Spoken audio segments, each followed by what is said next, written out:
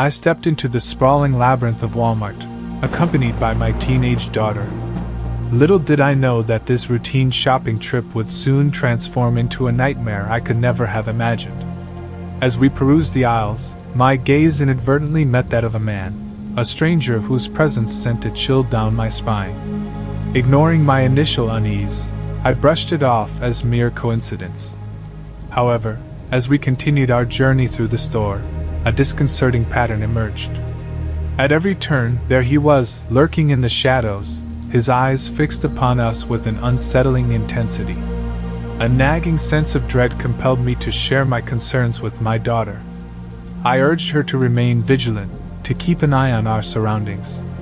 "Watch out for the man in the white hat," I whispered, my voice trembling with a mixture of fear and apprehension. With each passing moment, the man's actions grew increasingly erratic.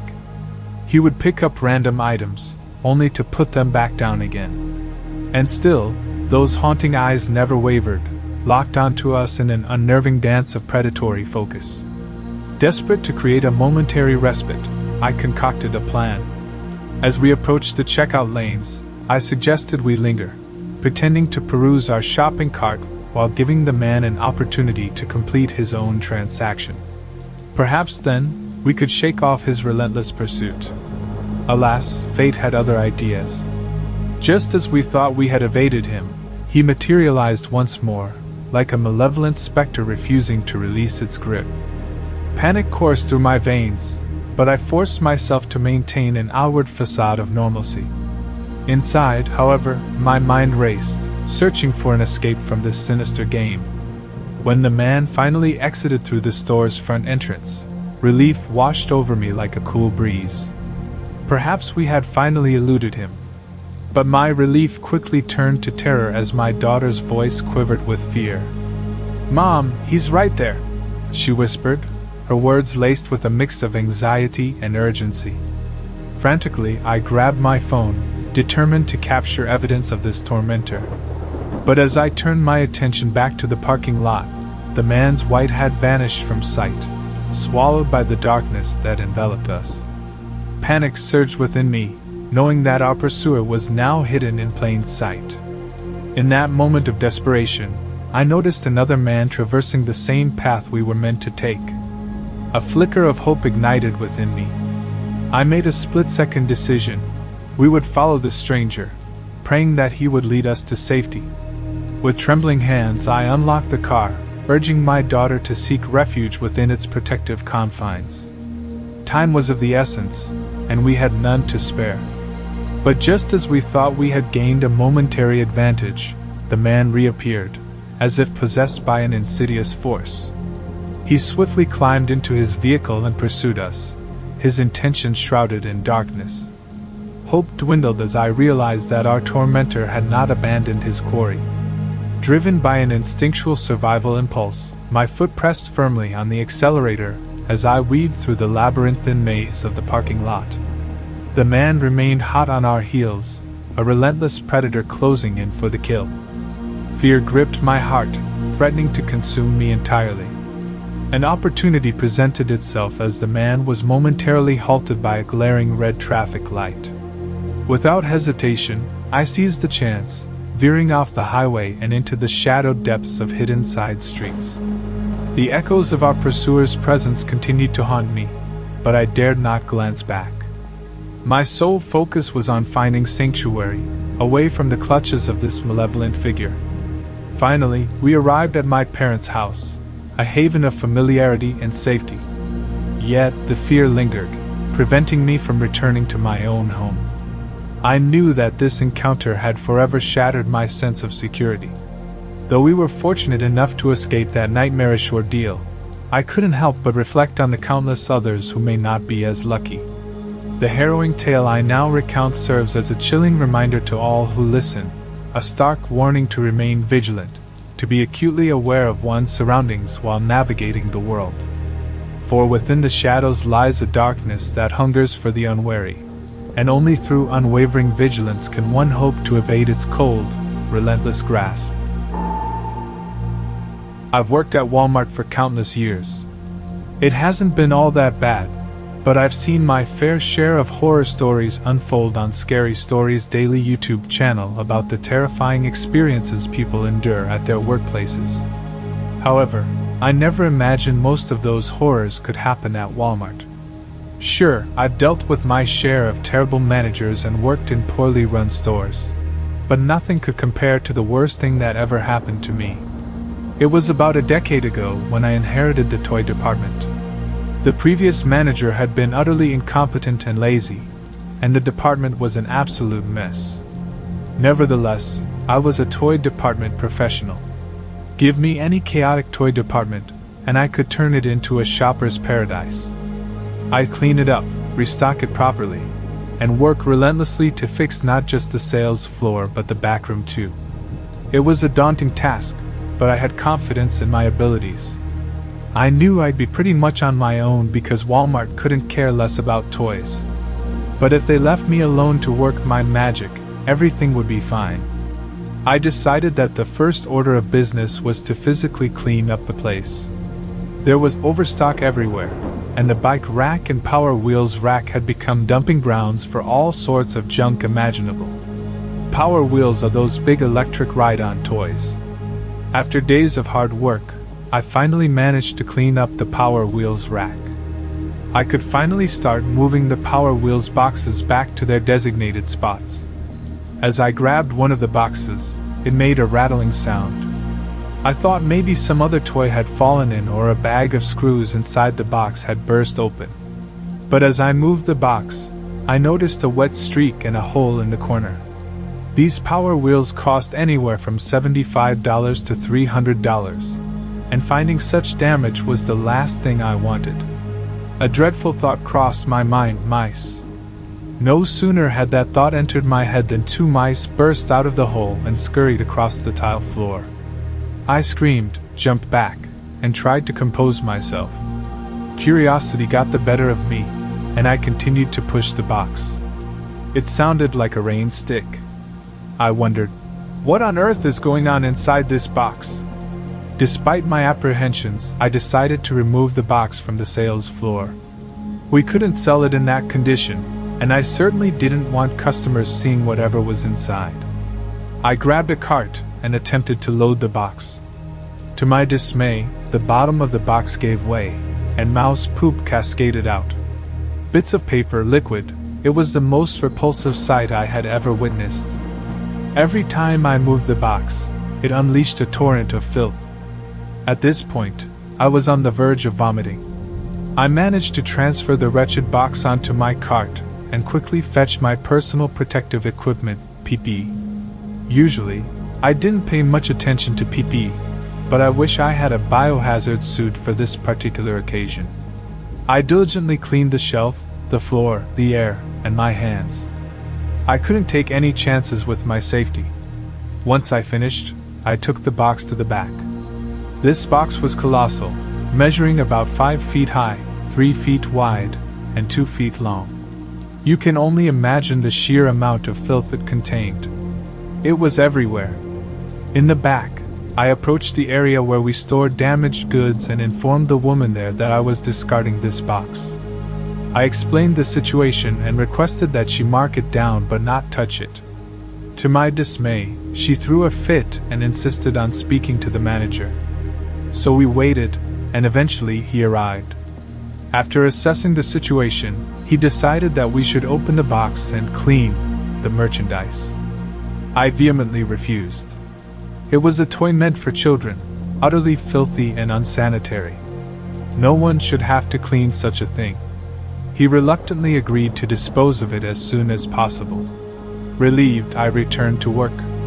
The next day, that disgustingly filthy box was back on the sales floor. I was furious. I threw it back onto the cart and took it to the back once again. Mouse droppings were still falling from it. The woman claimed that the manager said we couldn't mark it down and definitely couldn't throw it away.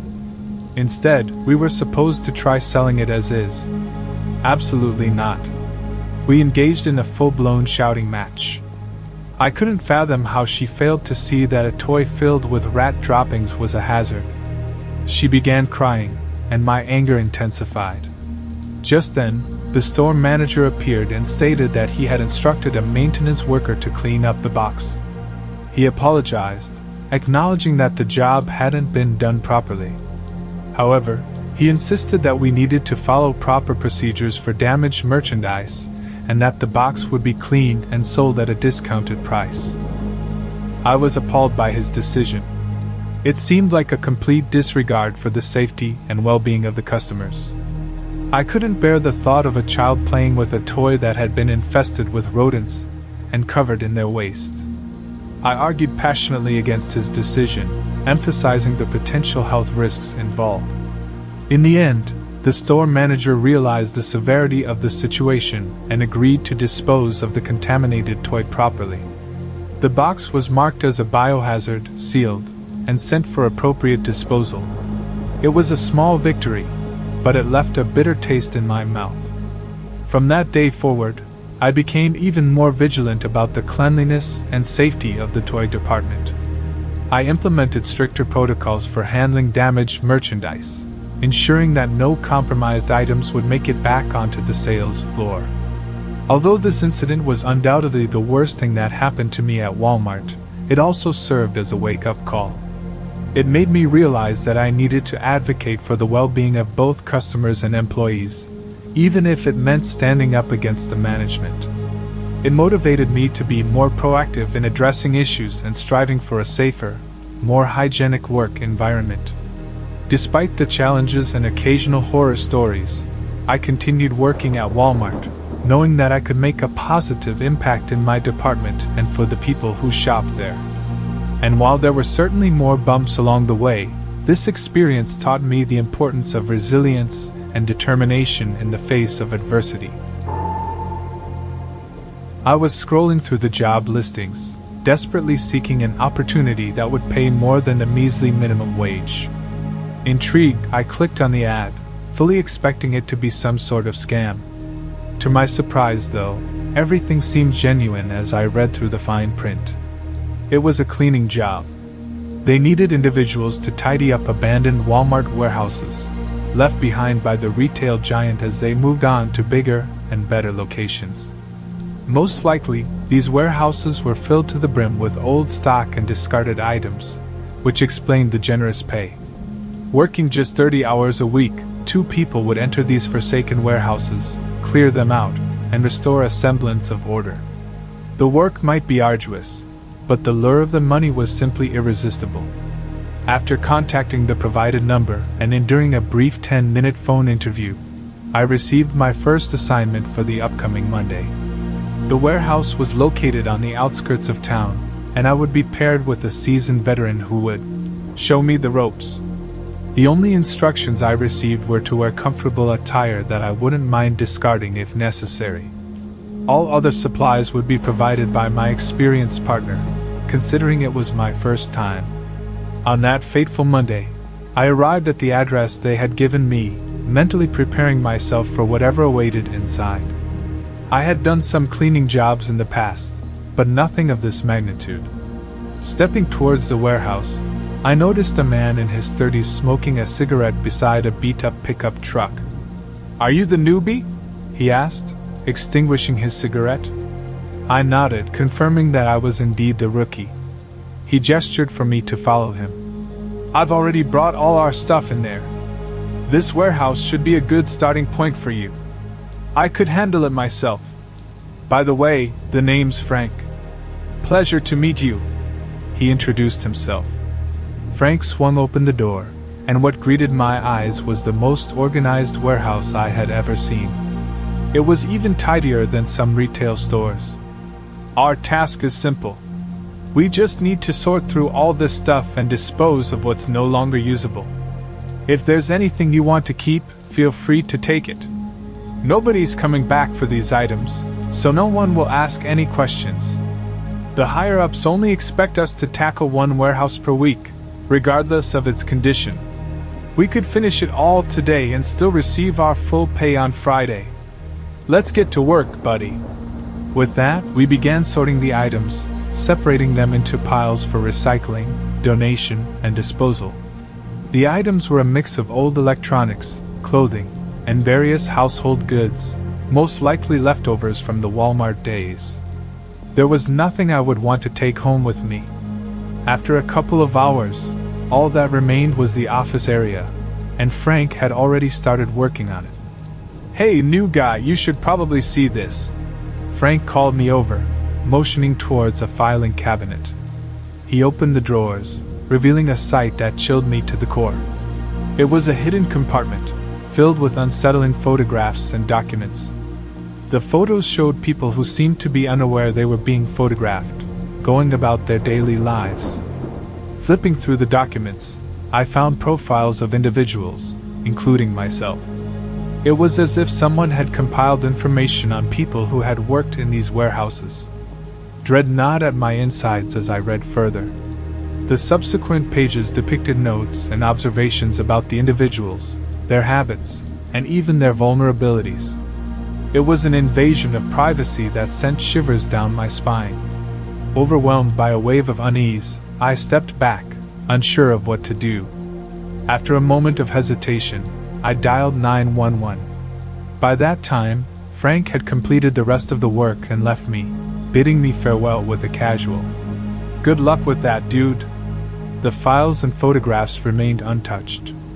It took around 15 minutes for the police to arrive, their forceful knocks resonating through the warehouse.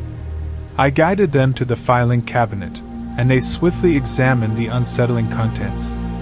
After a series of questions, they assured me that I could return home while they stationed an officer outside the warehouse for investigation.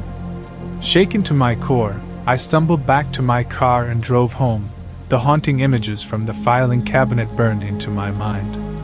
The police had promised to keep me updated on their findings, but I couldn't shake the feeling of unease that settled over me. Days turned into weeks, and the incident at the warehouse consumed my thoughts. I constantly checked the news, hoping for some sort of update or closure. But there was nothing. No reports of a criminal operation, no mention of the disturbing files. It was as if the whole incident had been swept under the rug. One evening, as I sat at home, contemplating whether to move on from the warehouse incident or take matters into my own hands, my phone rang. Startled, I picked it up and heard a voice on the other end. "Hello? Is this the person who reported the files at the abandoned warehouse?" the voice asked. "Yes, that's me," I replied, a mix of curiosity and apprehension filling my voice. "I'm Detective Anderson. I apologize for the delay in getting back to you. We've been investigating the matter thoroughly, and I wanted to offer you an update." Relief washed over me as I listened to Detective Anderson's words. He explained that the investigation had uncovered a complex network of individuals involved in an illegal surveillance operation. The abandoned warehouses had been used as a front for gathering information on unsuspecting individuals, and the operation had been running for years. The police had made several arrests and seized a significant amount of evidence. "Your report was crucial in bringing this operation to light," Detective Anderson said. "We want to assure you that steps are being taken to ensure your safety and protect your privacy. We understand the impact this incident has had on you, and we are here to support you." I felt a mix of relief and gratitude. It was a relief to know that action had been taken and that the people involved were being held accountable. Knowing that steps were being taken to protect my privacy and ensure my safety provided some comfort. In the following weeks, I cooperated with the police, providing additional information and testimony to aid in the prosecution of those responsible. The case garnered media attention, exposing the illegal surveillance operation and prompting discussions about privacy rights and the need for stronger regulations. As time passed, the warehouse incident gradually faded from the forefront of my mind.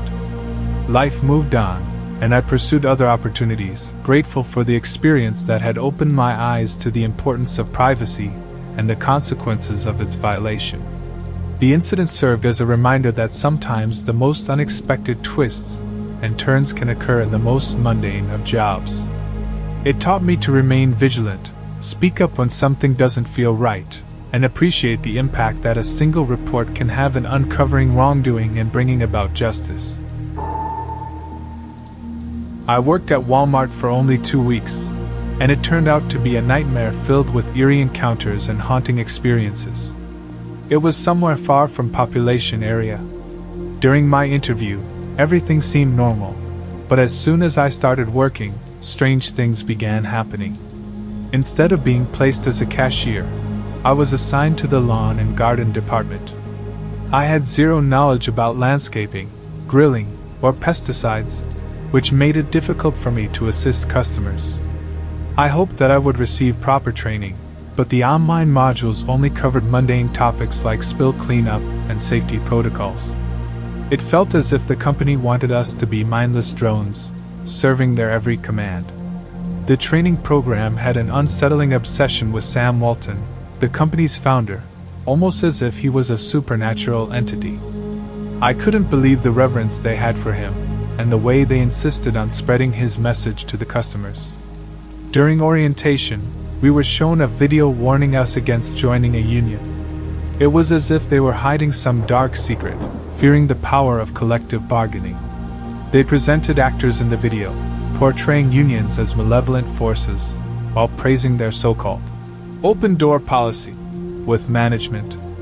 However, the open-door policy turned out to be a facade. I could enter the door, but the managers wouldn't give me the time of day. I had explicitly mentioned during the application that I could only work a maximum of 24 hours since I was a student on summer break. Yet, they scheduled me for a grueling 40-hour week. When I confronted the manager about the excessive hours, he callously dismissed my concerns. He claimed I should consider myself lucky and selfish for getting the opportunity to work full-time hours. I argued that he was the one being selfish by disregarding our initial agreement. As the days passed, the paranormal activity within the store intensified. Mysterious whispers echoed through the aisles, and objects inexplicably moved on their own. Customers complained about ghostly figures lurking in the garden section late at night. I, too, fell victim to these supernatural occurrences. Whenever I was alone in the department, a bone-chilling breeze would sweep through, accompanied by disembodied whispers that seemed to mock my incompetence. The pressure to help customers with my limited knowledge became unbearable, and I would often find myself in tears. Feeling trapped in a sinister vortex, I gathered the strength to confront the manager once more. I warned him about the paranormal activity, explaining how it made my job impossible. But instead of offering assistance or understanding, he simply laughed it off, as if he was a puppet controlled by an unseen malevolent force. Unable to endure the torment any longer, I made a decision. I told the manager that if nothing changed, I would leave immediately. As I uttered those words, a chilling gust of wind swept through the store, extinguishing nearby lights and shrouding everything in darkness. That was the final straw. I bolted out of the store, leaving behind the horrors of Walmart, and vowing never to return. It was a short-lived employment, but the paranormal encounters and the callous treatment I endured will forever haunt my memories.